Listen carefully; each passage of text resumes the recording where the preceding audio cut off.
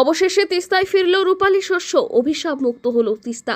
এবছর অতিরিক্ত বৃষ্টির কারণে পাহাড় থেকে নেমে আসা জল তিস্তায় মিশে দূষিত হচ্ছিল তিস্তার জল।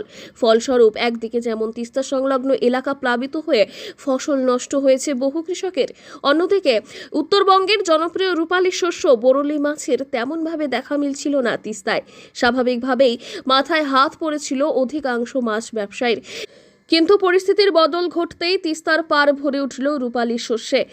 বরলি, শোল, টাকি, সরপুটি, ভাংনা, চিতল, বোয়াল, আর কই, শিঙ্গি। বিক্রি কেমন হয় এই জায়গা থেকে? হয়, ভালো হয়। কারা নেয় মূলত এখান থেকে মাছটা? এখান থেকে সব জায়গায় মাছ যায়, শিলিগুড়ি যায়, কলকাতা যায়, জলপাইগুড়ি, চালসা। মানে পর্যটকরা নেয় নাকি? হ্যাঁ, মানে মূলত বেশিরভাগ তো বরলি চাহিদা বেশি এই জায়গায়। দাম মাছ ব্যবসায়ীদের একাংশের কথায় এর আগে একের পর এক জাল ফেলার পরেও জালে উঠে আসতো না তিস্তার সুস্বাদু বরলি। কাজেই হতাশ হয়ে ফিরতে হতো জেলেদের।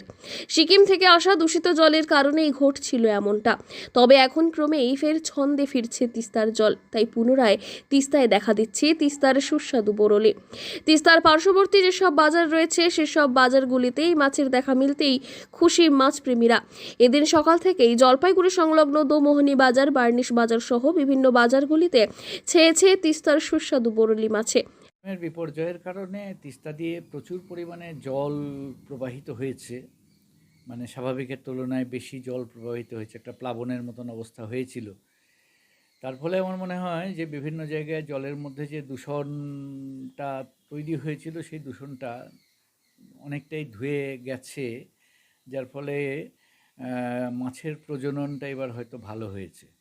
এই মাছের প্রজননটা ভালো হওয়ার ফলে মাছটা বেশি পাওয়া যাচ্ছে বলে মনে হয়।